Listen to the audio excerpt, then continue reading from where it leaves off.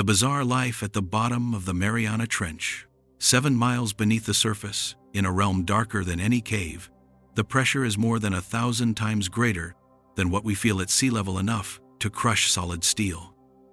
Yet against all odds, creatures flourish here in shapes and forms stranger than fiction. Some shine with cold light, others drift like glass, and many survive without a single trace of sunlight. This video uncovers the bizarre life hidden in the Mariana Trench, where every sighting challenges what we thought we knew about the limits of survival. The descent into darkness. Water at the surface can look bright and full of movement, yet below this shimmering skin lies a realm few eyes have seen. As the first layers of sunlight vanish, the ocean slowly turns from blue to black, and what waits below carries an atmosphere unlike any place on Earth. The Mariana Trench, the deepest point known in the ocean, is one of these hidden worlds, stretching nearly 11 kilometers down into cold, silent water. The shift begins gradually. Divers in shallow waters still feel the warmth of the sun, but submarines that continue past 200 meters already notice the absence of color. Reds fade first, then oranges and yellows, leaving only shades of blue and green. By the time the descent passes 1,000 meters, no light from the sky remains, and the darkness becomes permanent. This complete absence of daylight defines what is known as the midnight zone. The deeper the journey goes, the greater the pressure becomes. For every 10 meters of descent, pressure increases by 1 atmosphere, and at trench depths, this force is more than 1,000 times what humans experience on land. It is a weight that would crush steel compartments not built to withstand it. Specially designed vessels, such as the Trieste bathyscaphe, which reached the bottom of the Mariana Trench in 1960, are reminders of how extreme this environment truly is. Sound behaves differently here as well. Waves and currents fade into the background, replaced by faint clicks and low pulses that travel long distances in water. Marine scientists often rely on hydrophones to capture these signals, and they have recorded unexpected noises, including unidentified hums and distant rumbles. The trench does not stay silent. It whispers in ways that hint at unseen activity in the abyss. Temperature also transforms as the descent continues.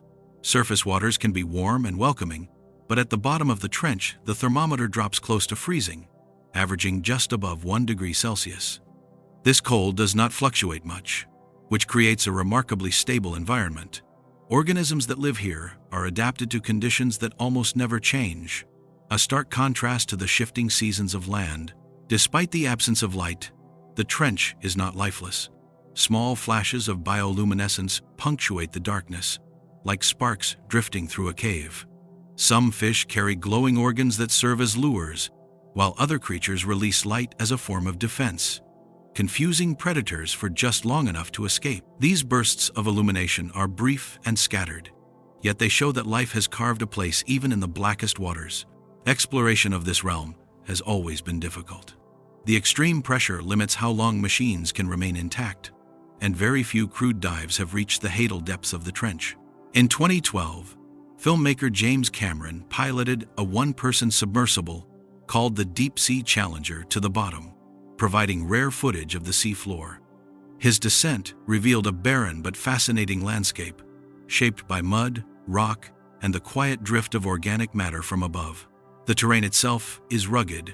The trench is not a smooth channel, but a complex formation of slopes, ridges, and plains. Movements of tectonic plates created this immense scar in the seafloor, where the Pacific Plate slides beneath the Philippine Sea Plate.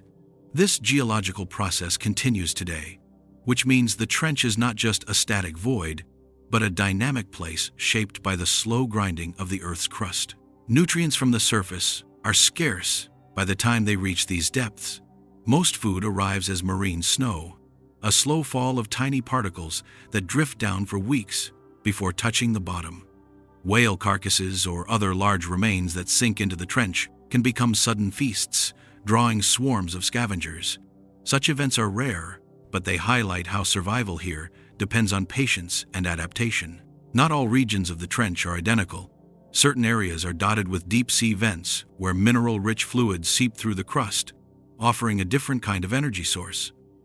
These vents create isolated oases where unusual species gather, turning parts of the trench into hotbeds of life against a backdrop of near emptiness.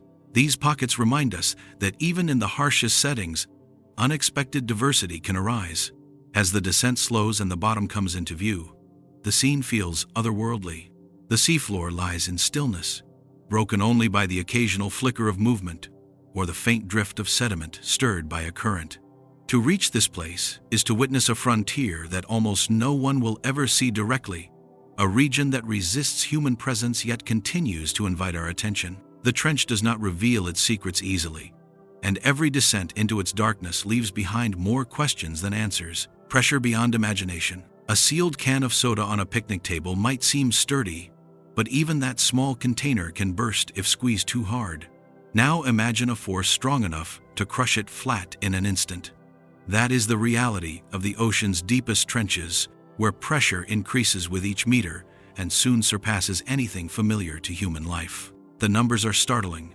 At the surface, we live under 1 atmosphere of pressure, equal to the weight of the air pressing down on us. For every 10 meters descended into the ocean, the pressure grows by another atmosphere.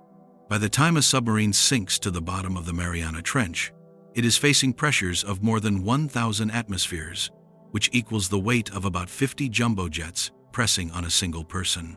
History has shown how dangerous this force can be for explorers.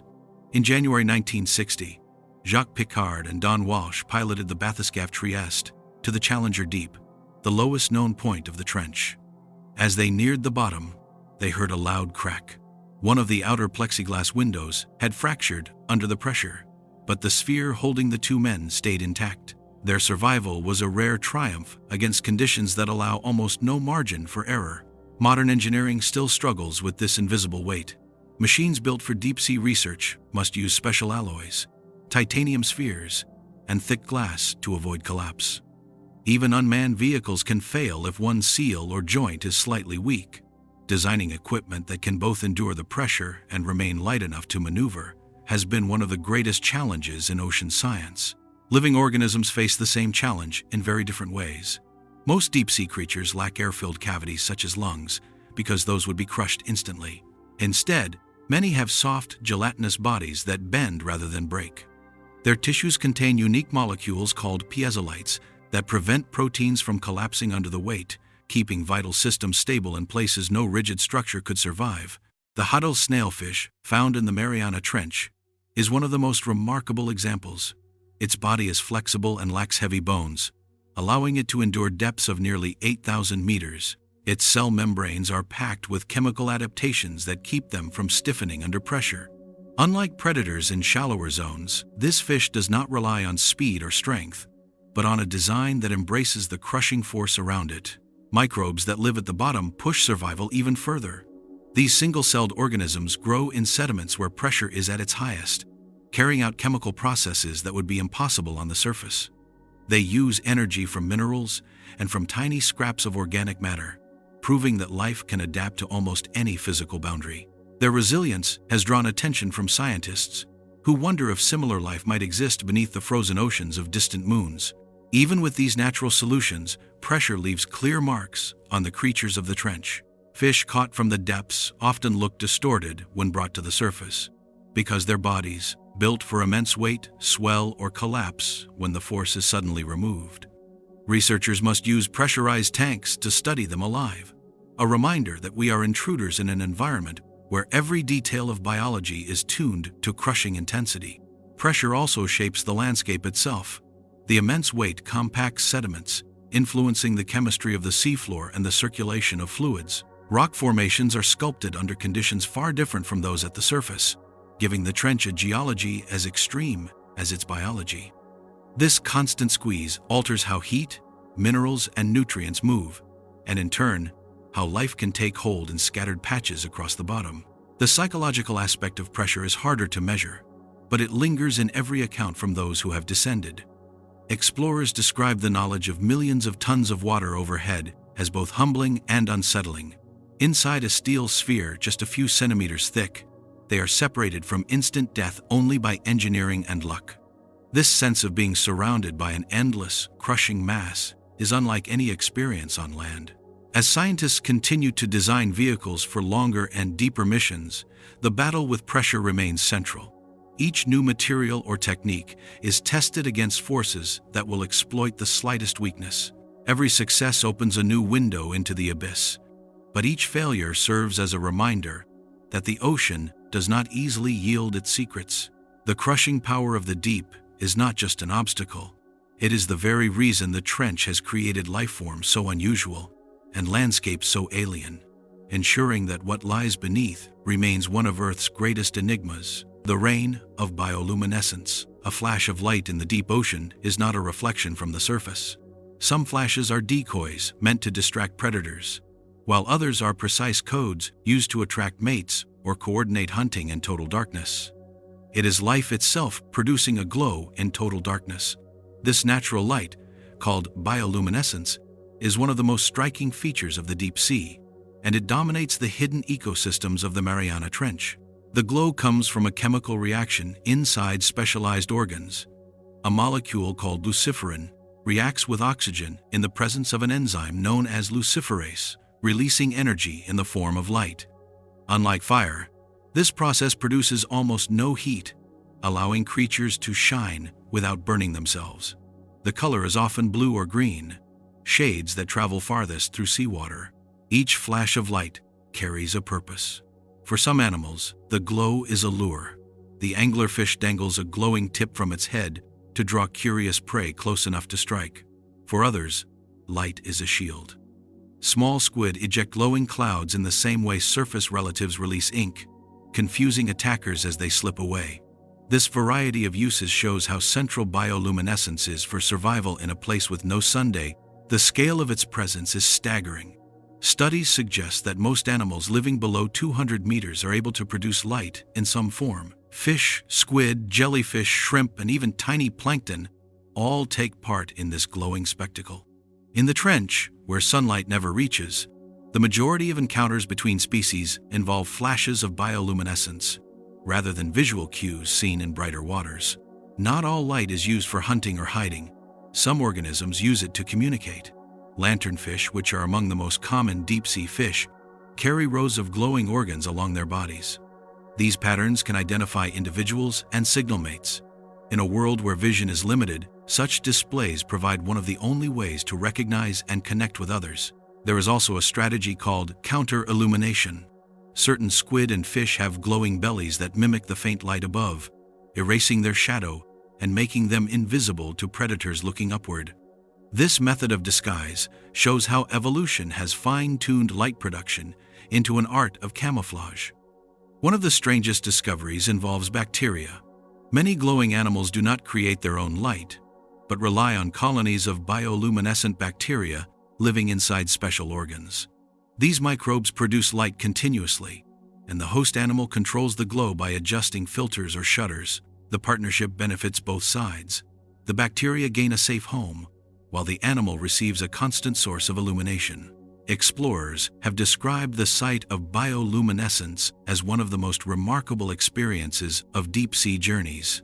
When James Cameron descended into the Mariana Trench in 2012, he noted seeing flashes and streaks of light outside the viewport of his submersible. These brief signals were evidence of creatures adapting to conditions that human eyes could hardly comprehend. Bioluminescence is not random, but it is unpredictable. Some displays last only a second, while others shimmer for longer. Certain jellyfish can release a chain of glowing pulses when disturbed, a warning display that can ripple through the water like falling sparks. Each performance adds to the impression that the trench is not empty, but alive with fleeting light. For scientists, studying this glow presents challenges. Collecting specimens often causes the animals to lose their ability to produce light, and observation equipment must be designed to capture faint signals without startling the creatures. Despite these obstacles, researchers continue to record new behaviors, suggesting that many uses of bioluminescence remain unknown. The presence of light at such depths also raises questions beyond Earth. If organisms can survive without sunlight by making their own glow, then life elsewhere in the universe might follow similar paths. Moons like Europa and Enceladus, which hide oceans beneath thick ice, could harbor bioluminescent life, if conditions are similar to those in the deep sea. The rain of bioluminescence transforms the darkest waters into a stage of living light, hinting that the abyss may still hold luminous secrets waiting to be revealed. Anglerfish and their living lanterns, a tiny glow swaying in the black water, can be the last sight many creatures ever see. That glimmer belongs to the anglerfish, a predator so strange that its most powerful weapon is not teeth or speed, but a flicker of light dangling from its forehead. In the silent world of the deep, this light is both lure and trap, drawing the curious straight into jaws lined with sharp, inward-pointing fangs. The lantern itself is alive in its own way. It is made of bacteria that produce light through chemical reactions, housed in a small fleshy bulb called the esca. These microbes do not harm the fish. Instead, they live in a partnership where the host provides shelter and nutrients, while the bacteria supply the glow. Scientists are still trying to identify the exact strains of bacteria, as they are difficult to culture outside the fish's body, which makes this symbiosis one of the more mysterious examples of cooperation in the ocean. Some research suggests that anglerfish may not inherit these bacteria from their parents, but instead gather them from the seawater as they grow, raising questions about how the microbes find their way to the lure. Anglerfish do not need to swim far to feed. They drift in near stillness, conserving energy, while their glowing lure twitches like a tiny swimming animal. Small fish, shrimp, or squid mistake it for prey and swim closer. In an instant, the anglerfish lunges forward, its jaws opening wide enough to swallow prey nearly as large as itself. The elasticity of its body and the loose connection of its bones allow it to gulp down creatures that would seem far too big at first glance. The sheer variety of anglerfish is staggering. More than 200 species have been described, each with different shapes, sizes, and lantern styles. Some have long rods that wave like fishing poles, while others carry stubby lights closer to their mouths. A few species inhabit shallower waters, but many live thousands of meters down, where no sunlight reaches. Their diversity shows how successful the glowing lure has been as a survival strategy in one of the planet's harshest places. In the Mariana Trench, the black seedville is one of the best-known species. Its short, glowing lure making it a striking example of how anglerfish adapt to crushing depths.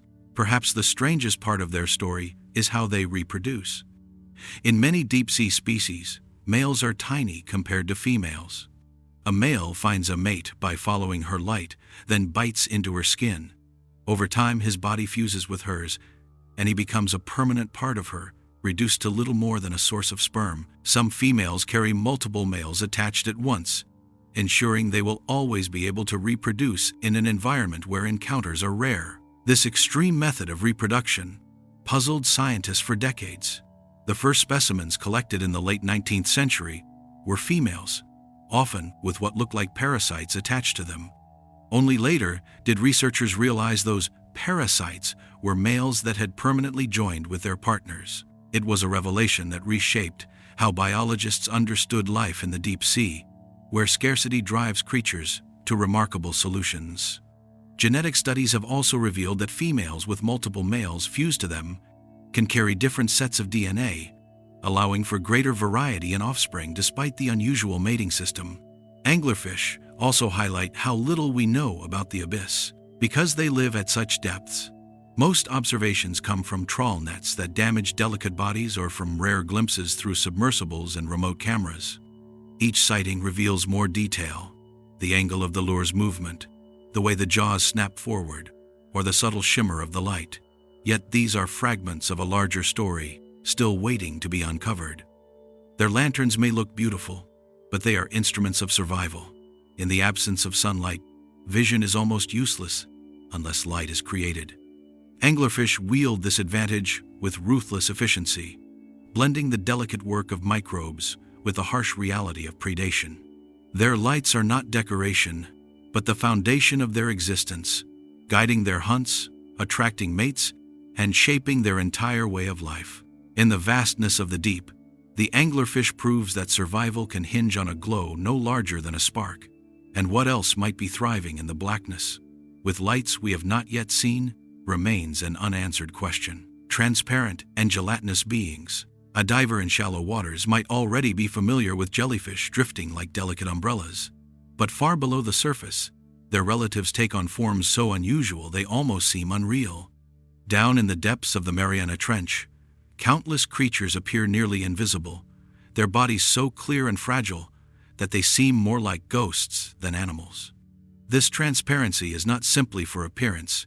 It is one of the most effective survival tools in a world where hiding places are almost non-existent. Unlike the armored fish or shelled crabs that live higher up in the ocean, many trench dwellers survive without bones or protective coverings. Their bodies are mostly water, with tissues so soft that they fold and ripple at the slightest current. The gelatinous structure makes them difficult to detect, and also reduces the energy needed to keep them afloat in an environment where food is scarce.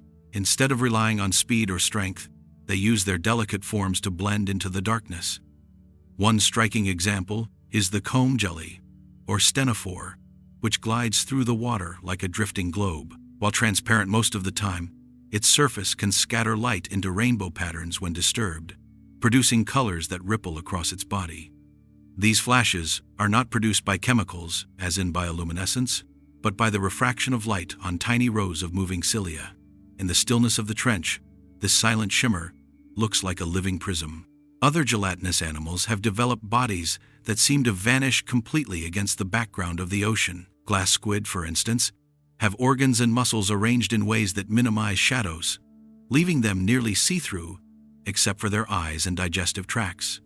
In the deep, where predators hunt by sensing faint shapes or glimmers, this kind of near invisibility is often the difference between survival and death. The fragility of these beings once made them nearly impossible to study. Early trawling nets shredded their delicate forms, leaving behind little more than fragments. Only with the arrival of remotely operated vehicles, equipped with gentle suction tools, did scientists begin to observe them, alive and intact. In 2016, researchers from NOAA's Okeanos Explorer captured footage of a glowing jellyfish drifting at a depth of more than 3,700 meters in the Mariana Trench, its umbrella-like bell pulsing in a slow rhythm that made it look like a drifting lantern. Transparency also allows some creatures to carry light inside their bodies. Siphonophores, which can stretch several meters long, are made up of many smaller units that work together as if they were one animal.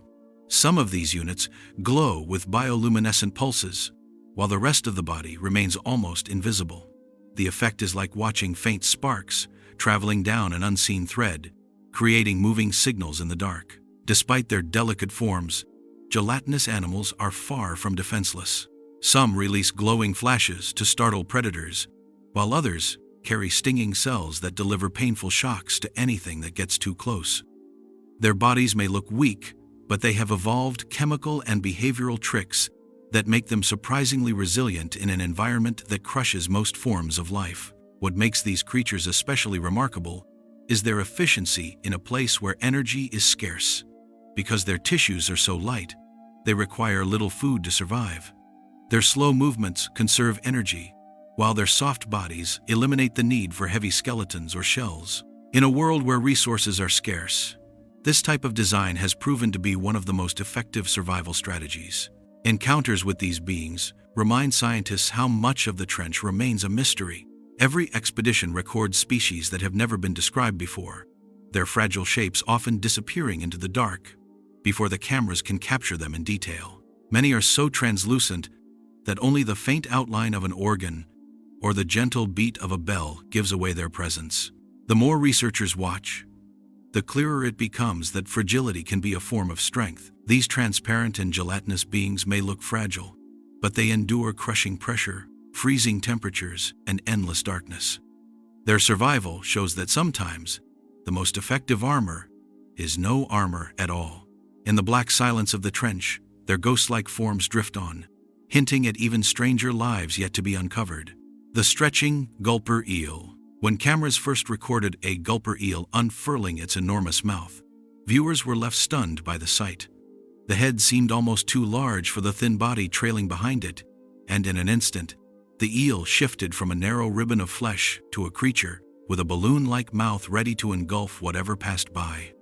This sudden transformation is what gives the gulper eel its reputation as one of the strangest hunters in the deep. Unlike most fish, the gulper eel does not rely on sharp teeth or powerful jaws. Its defining feature is a mouth that can stretch wide enough to swallow prey nearly as large as itself. The hinge of its jaw allows it to open like a net, capturing animals that would normally be too fast or too strong for a thin-bodied predator. This adaptation gives it an unusual advantage in a place where food is scarce. The body of the gulper eel looks fragile compared to its vast mouth. Its tail is long and whip-like, tapering into a point that often glows with bioluminescence. Scientists believe this glowing tip may lure small fish and crustaceans close enough for the eel to strike, turning its tail into a deceptive beacon in the darkness. The rest of its body remains nearly invisible, making the glowing tip stand out even more. Few predators in the ocean have developed a feeding strategy as strange as this. Instead of chasing prey with speed, the gulper eel waits for opportunity and then uses its giant mouth as a trap. The mouth can inflate like a parachute, scooping up shrimp, squid, or even other fish in a single gulp. Once inside, the prey has little chance of escape, as the eel's throat stretches to hold whatever it captures. The gulper eel belongs to a group known as pelican eels, named for the similarity between their expanding mouths and the pouch of a pelican. While they are related to other eels, their anatomy is so specialized that they seem almost like a different kind of animal. Their skulls are lightweight, their muscles are reduced, and their stomachs can expand to fit large meals. In the depths of the trench, such efficiency is crucial for survival. Observing gulper eels has never been easy. Their fragile bodies often collapse when brought to the surface, leaving researchers with little more than distorted remains. Only with deep-sea submersibles and remotely operated vehicles have scientists been able to witness their natural behavior. Footage captured in recent years shows them drifting with an almost graceful stillness, conserving energy until the moment comes to open their remarkable jaws. One of the most striking traits of the gulper eel is its ability to look far larger than it really is.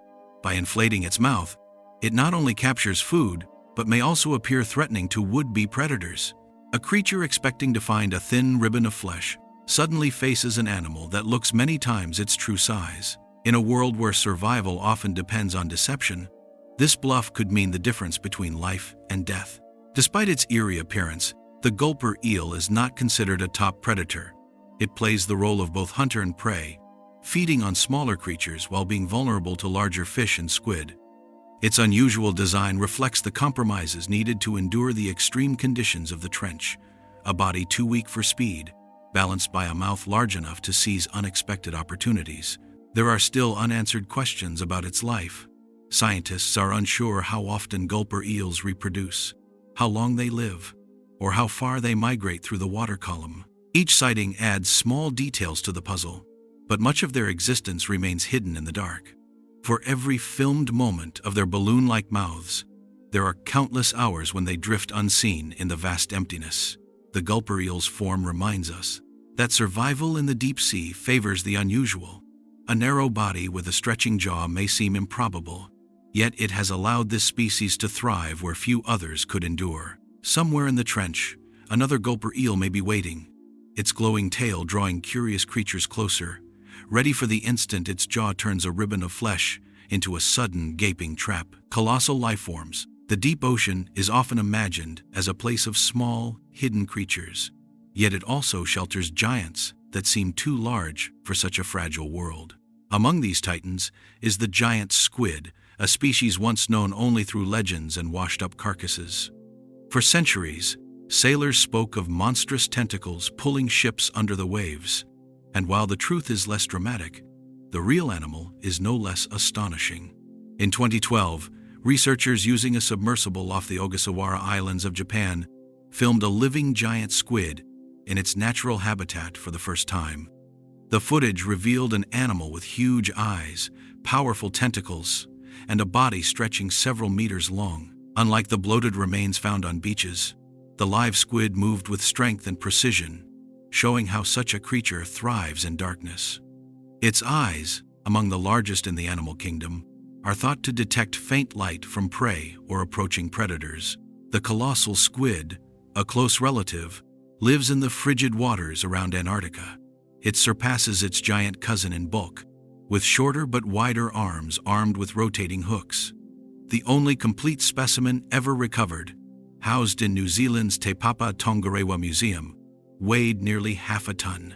This immense size allows it to seize large fish and perhaps defend itself from sperm whales, one of its few known enemies. The existence of such bulk in an environment with scarce food shows how unique adaptations can support true giants. In the Mariana Trench and surrounding waters, other massive beings drift more silently. Siphonophores, colonial organisms made of many small units working together, can stretch longer than a blue whale. Some specimens documented by deep-sea cameras extend over 40 meters in length, their delicate threads glowing with faint light. Though each unit is small and fragile, together they form one of the longest life forms on Earth, proving that enormity does not always require strength or solid form. Not all of these giants are hunters. The giant amphipod, a deep-sea crustacean, can reach more than 10 times the size of its shallow-water relatives. These swollen forms were first collected from the depths near New Zealand, their oversized bodies surprising scientists who had expected small, shrimp-like creatures. When samples were hauled up in 2011 from trenches near New Zealand, researchers found these oversized amphipods carried traces of man-made chemicals, proof that even giant life at great depth is touched by human activity. This phenomenon, known as deep-sea gigantism, may be linked to the cold temperatures and high pressures that favor slower metabolisms and longer lifespans. Large jellyfish also haunt the deep waters, their bells spanning several meters across. Unlike their shallow-water relatives, these jellies often carry long, trailing tentacles that can extend for dozens of meters. Some of these tentacles are so fine and lengthy that they can turn whole sections of water into invisible traps for unsuspecting prey. Such appendages act like drifting nets, ensnaring anything that brushes against them. Though their bodies are mostly water, their immense size makes them both efficient predators and unmissable presences in the dark. The size of these animals challenges ideas about what is possible in the ocean's most extreme regions. Food is limited, light is absent, and pressure is crushing. Yet certain species grow to sizes rivaling anything found near the surface.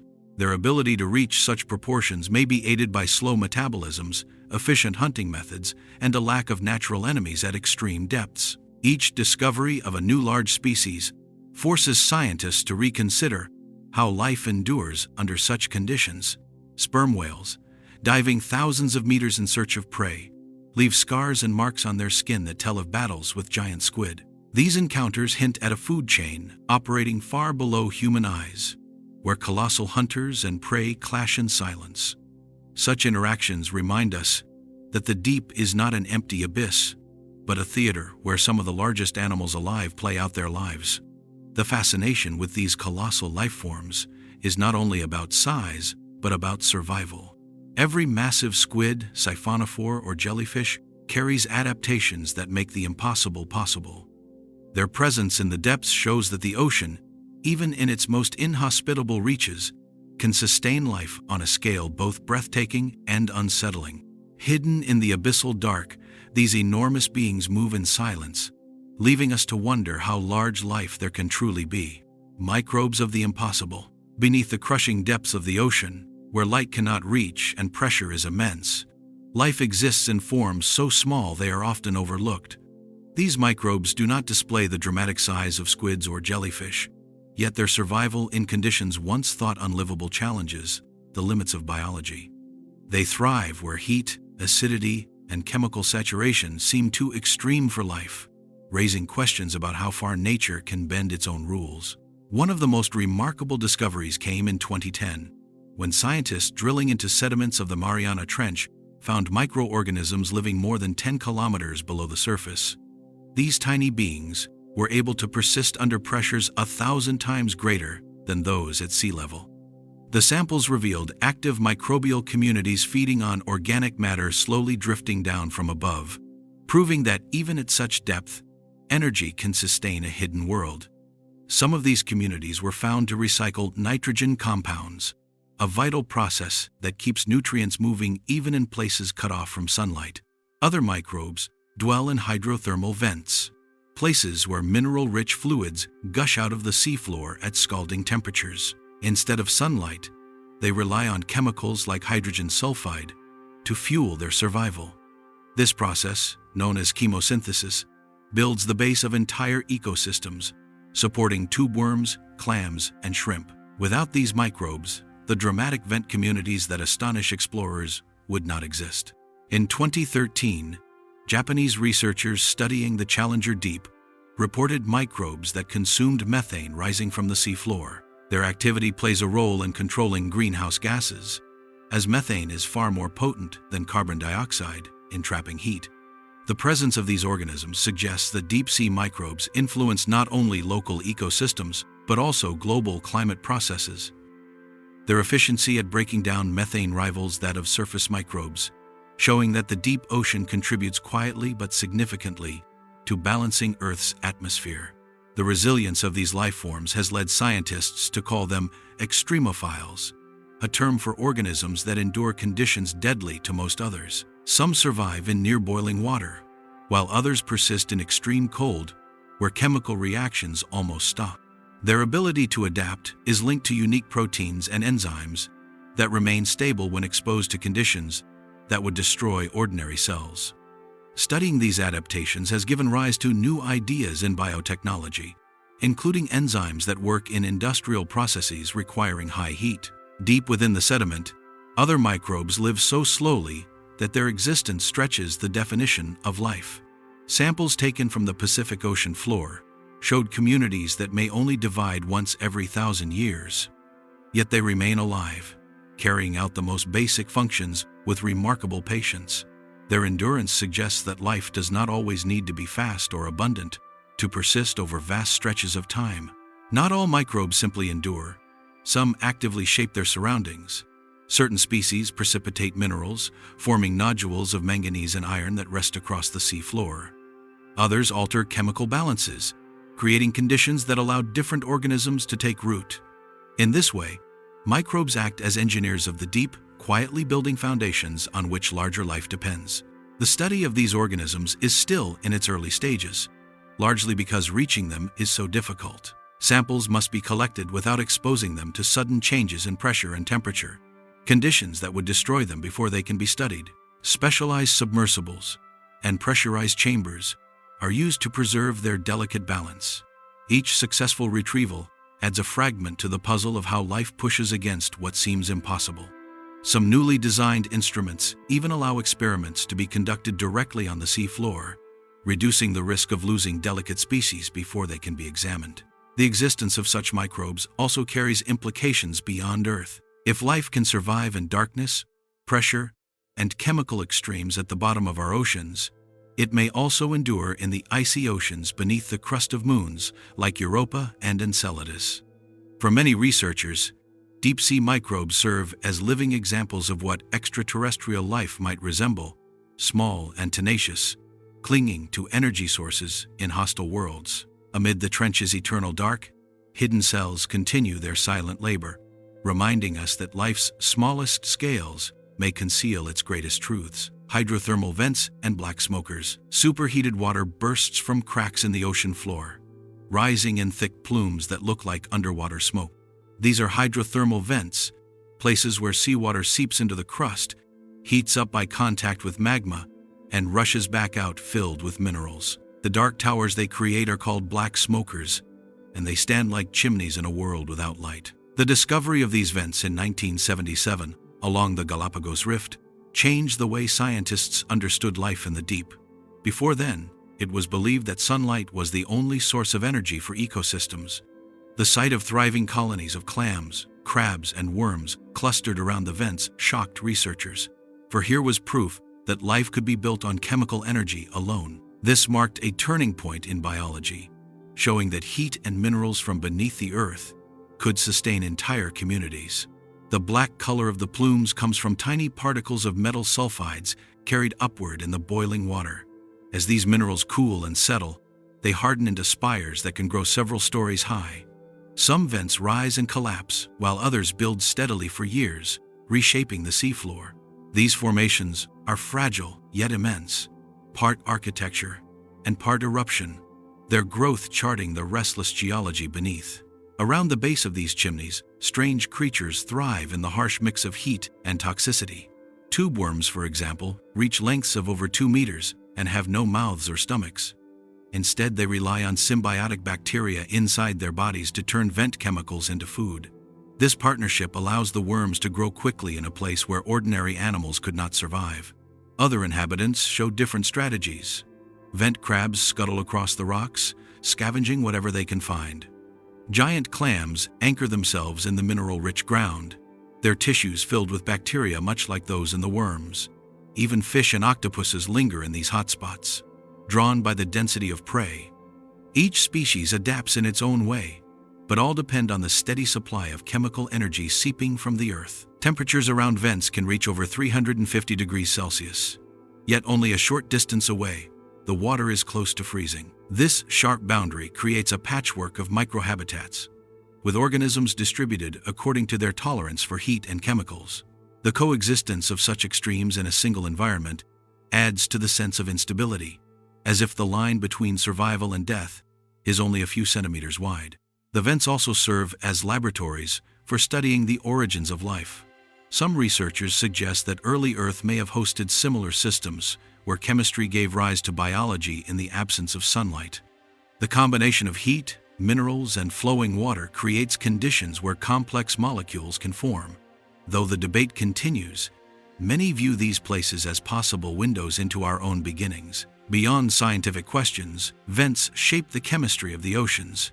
The minerals they release provide nutrients that travel far from their source, influencing life across wide regions. Metals carried by the plumes eventually sink and settle, forming deposits on the seafloor. These processes tie the hidden activity of the vents to the broader cycles that govern the entire planet. Exploration of these sites is difficult, requiring submersibles capable of withstanding great pressure. Machines like Alvin and remotely operated vehicles such as Jason have made repeated visits, sending back images of chimneys glowing in the darkness. Each expedition uncovers new species and structures, but the landscape is never the same twice. Vents can shut down, collapse, or shift as the crust beneath them changes, making every visit a glimpse of a fleeting stage in an ongoing drama. In some cases, white smokers accompany their darker cousins, releasing lighter-colored plumes rich in silica and barium. These tend to form smaller chimneys, but create equally complex habitats. The contrast between black and white smokers shows the diversity of chemical reactions taking place below the seafloor, each combination shaping life in a slightly different way. Though they are harsh and unstable, these systems embody resilience. Creatures grow, feed, and reproduce amid the noise of boiling water and the risk of sudden collapse. Entire generations of organisms can rise and vanish with a single vent's lifespan, only for another colony to bloom when a new opening forms. It is a cycle of destruction and renewal that continues unseen at the ocean's floor. Far below, dark vents still exhale, hinting that Earth conceals more realms of fire and water than we yet know. Tube worm cities. Pitch darkness stretches across the seafloor, broken only by the faint glow of mineral-rich waters drifting upward from cracks in the crust. In this silent world, strange towers of living creatures rise like alien skyscrapers, their surfaces covered not in stone or coral, but in the soft, pale bodies of tube worms. They are packed so tightly together that their colonies resemble dense cities, built in places no sunlight ever reaches.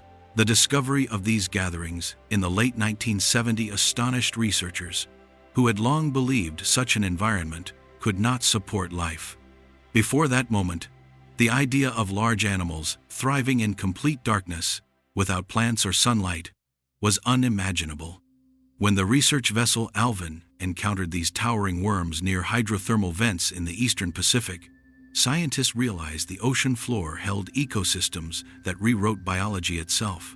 Each worm lives inside a protective tube made of a tough, chitin-like material, giving the colonies their striking, pipe-like architecture. From the open ends, the animals extend bright red plumes, which sway in the vent currents like fields of underwater flowers.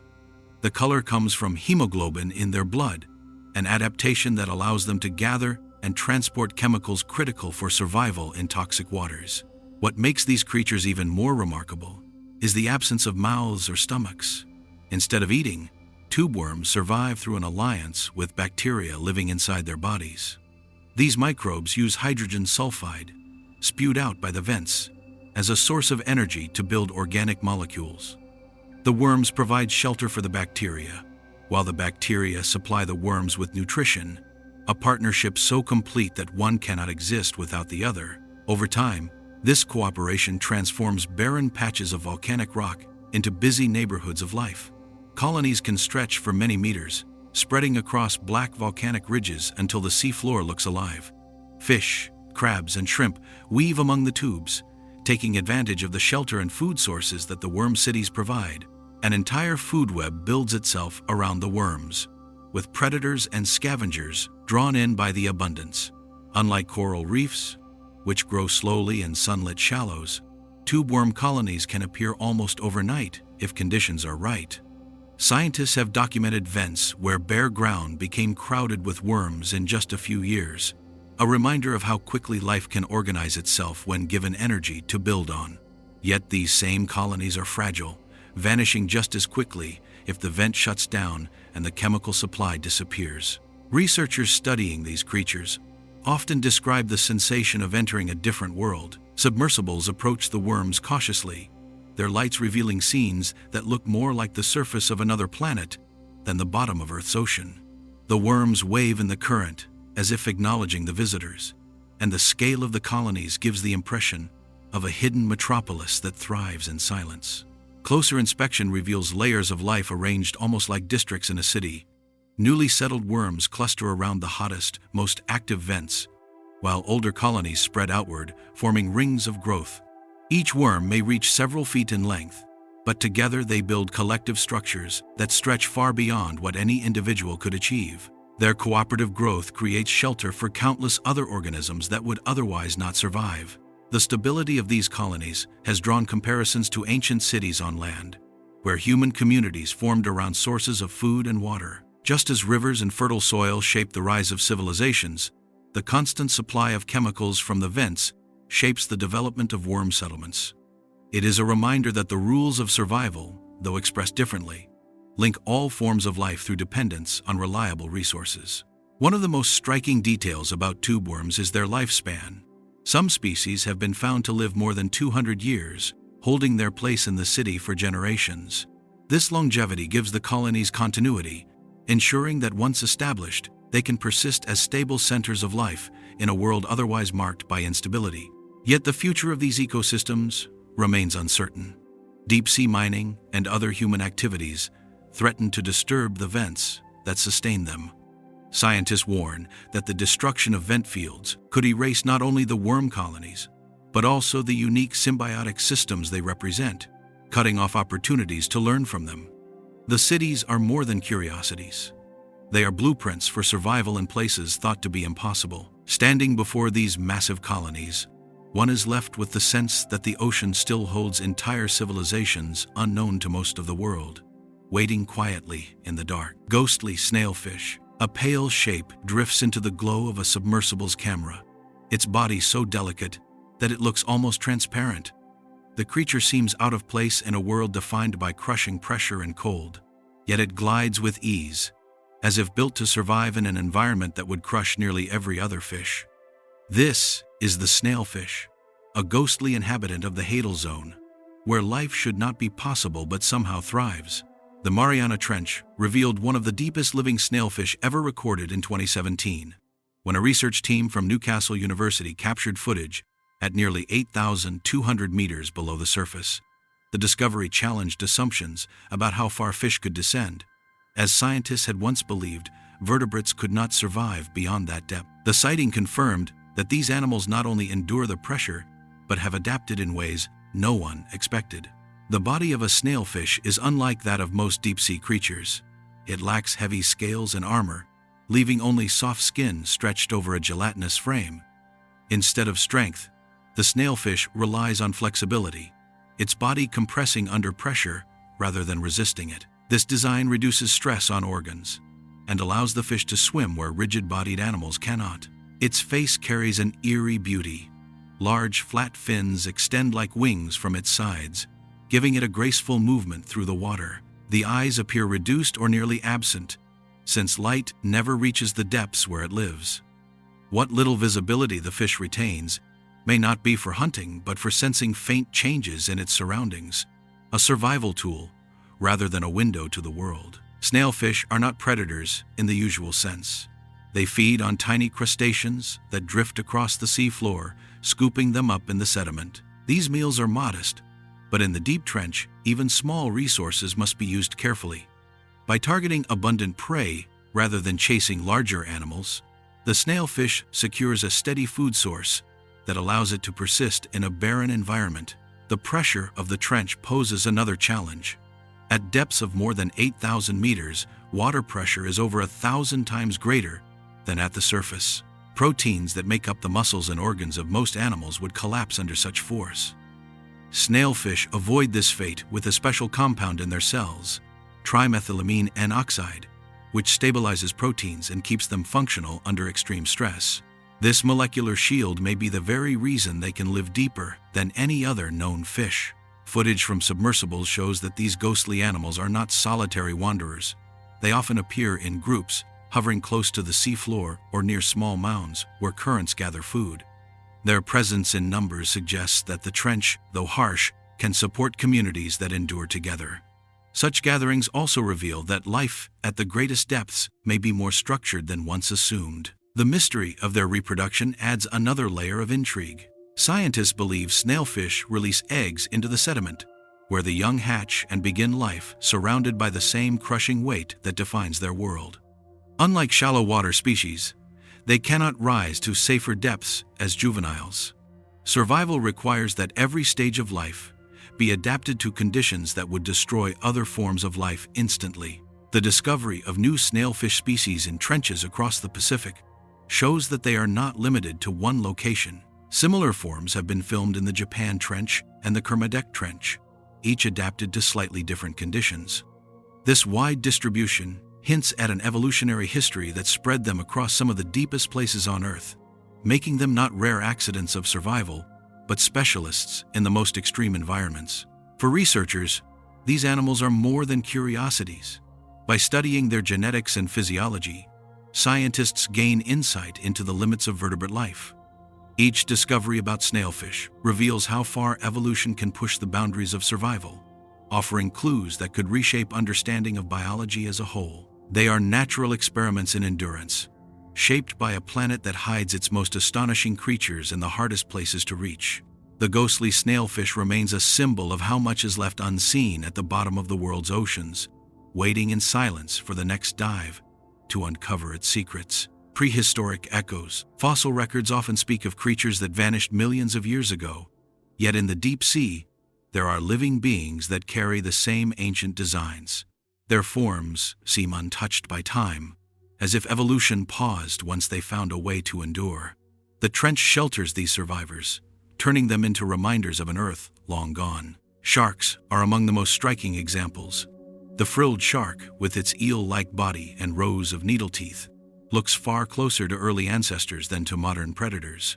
First described in 1884 by German scientist Ludwig Doederlein, this species reveals features that stretch back 80 million years. Its presence in deep waters shows how some animals kept the traits of a prehistoric ocean, while the rest of life moved on. Modern observations reveal that frilled sharks rarely rise toward the surface, preferring to hunt squid and small fish thousands of meters below, which may have helped them avoid pressures that drove other sharks to evolve new forms. Other relics are less visible but equally telling. Copepods and amphipods, small crustaceans that thrive in trenches, belong to lineages that have survived since the Paleozoic era. While their relatives in shallow seas evolved into new forms, these trench dwellers preserve structures that resemble fossils more than modern adaptations. Their simplicity became their strength, allowing them to persist in an environment few could invade. In some trench samples, amphipods have been found carrying fragments of plastic fibers within their bodies, proof that even these ancient holdovers are now colliding with the newest chapter of human influence. The coelacanth, once thought extinct for 66 million years until a living specimen was caught off South Africa in 1938, is often linked with deep-sea survival. While not a resident of the Mariana Trench, its rediscovery demonstrated that ancient fish can endure far beyond scientific expectations. The lesson from this event continues to guide trench research, reminding scientists to expect the unexpected in hidden depths. Some of the trench's creatures echo prehistoric giants not through appearance but through lifestyle. Giant isopods, for example, resemble armored trilobites that once dominated ancient seas. Their segmented shells and slow movements suggest a design tested long before mammals walked the earth. In the crushing depths, such features remain just as effective as they were hundreds of millions of years ago. These isopods can survive for weeks without food, a trait that mirrors survival strategies once critical during mass extinction events when resources collapsed. The silence of the trench also preserves patterns of life unchanged through the ages. Many organisms reproduce slowly, investing energy in a few offspring rather than many. This mirrors strategies seen in early marine creatures that relied on survival of the few rather than rapid replacement. In the stable, cold environment of the deep, these methods continue to function as they did in ancient seas. Molecular studies add further evidence. Analyses of trench microbes show genetic similarities to forms found in sediments dating back billions of years. These tiny survivors are thought to represent some of the earliest strategies for coping with limited resources and high pressure. Their persistence suggests that the trench may be less a modern ecosystem than a living archive of Earth's first experiments in life. The creatures themselves are not the only prehistoric echoes. Geological formations on the trench floor reveal mineral deposits shaped when supercontinents still existed. Hydrothermal activity there produces chemical gradients similar to those thought to spark early life. Such gradients provide energy for chemosynthetic microbes, linking the trench not only to Earth's beginnings but also to theories about how life might arise on icy moons like Europa or Enceladus. In studying these vents and sediments, scientists catch glimpses of the conditions under which the first cells emerged. Explorers often remark on the unsettling sense of time collapse that comes with observing trench life. Seeing animals that resemble long-extinct species creates the feeling of standing both in the present and in the distant past. The thought that evolution's earliest drafts still swim in the darkness below adds weight to every dive. What drifts unseen in the depths may not just resemble the past, but carry pieces of it, unchanged by time and pressure. Amphipods that eat bones. The seabed holds stories of death as much as it holds life, and nothing tells them more vividly than the remains of large animals that sink to the bottom. When a whale dies and its body drifts into the deep, it becomes a banquet for countless organisms. Among the first to arrive are amphipods, small crustaceans that swarm in numbers so large they can strip flesh within days. These scavengers do not stop at muscle or fat. They bore into the bones themselves, carving through structures that once carried a giant. Amphipods may look like oversized shrimp, but their behavior in the depths is far more aggressive. In experiments where whale bones were lowered into deep waters, researchers watched as these creatures gathered in dense clouds. Their jaws, shaped like tiny hooks, are designed to shred and scrape. This ability allows them to feed on marrow hidden within the skeleton. By doing so, they tap into a food source unavailable to many other animals, giving them a unique role in recycling the largest carcasses that reach the ocean floor. The discovery of this habit came from deliberate studies of whale falls, a term scientists use for carcasses that settle in deep water. In 1987, the first natural whale fall was described off the coast of California. Subsequent expeditions showed that amphipods are key players in the stages of decay. While hagfish and larger scavengers may take the first meals, amphipods remain for longer periods, reducing the skeleton to fragments. Their persistence explains why whale bones rarely last intact in deep-sea habitats. These crustaceans thrive under pressures that would crush most other creatures. Samples collected from depths exceeding 6,000 meters reveal species adapted to cold, darkness, and crushing weight. The Mariana Trench hosts amphipods such as Hirondelia gigas, which are among the largest of their kind, reaching several centimeters in length. Their size, compared to shallow water relatives, reflects a phenomenon called deep-sea gigantism. This trait not only helps them dominate carcasses, but also endure the scarcity of food by storing energy reserves. The ability of amphipods to feed on bone is tied to surprising chemistry. Studies on Hirandelia gigas have found that they carry enzymes capable of breaking down tough proteins and lipids locked inside skeletal remains. Their digestive systems can release energy from materials thought too durable for most life. This capability places them among the few animals that can access nutrients hidden deep within bone, alongside specialized bacteria and worms that colonize whale skeletons. In some investigations, amphipods were seen tunneling into bone as if carving shelters. These burrows not only provide access to marrow, but may also offer protection from predators or competition. Once inside, the animals can feed in relative safety, turning the skeleton into both pantry and fortress. Over time, the remains become riddled with channels, leaving little evidence of the once mighty structure.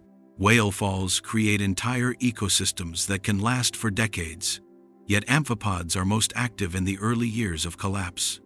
Their work clears the way for other organisms, including bone-eating worms, called osedacs, and microbial communities that process fats and oils seeping from the skeleton. Without amphipods, this sequence would unfold differently, and the recycling of massive bodies in the deep sea would be slower and less efficient. Their role highlights how even tiny animals can shape the fate of giants. The feeding frenzy of amphipods has also raised questions about their limits. Scientists once thought that bones sinking to extreme depths might be preserved longer, protected from active decay. Yet samples retrieved from the Mariana Trench showed clear evidence of amphipod damage, proving that even in the harshest environments, nothing goes untouched. Their presence challenges the idea of the deep as a static or lifeless realm, showing instead a system of constant transformation. Encounters with these bone-eaters remind us that survival in the abyss is not just about endurance, but about seizing every opportunity. A fallen whale represents wealth, and amphipods ensure no part of it is wasted. Theirs is a cycle of stripping, burrowing, and digesting, a process that keeps the seabed from being littered with unbroken remains. Through their efforts, they help maintain balance in a place where food is rare, and life must be endlessly inventive. In the silence of the abyss, their feast continues unseen, turning giants of the sea into fading outlines of bone.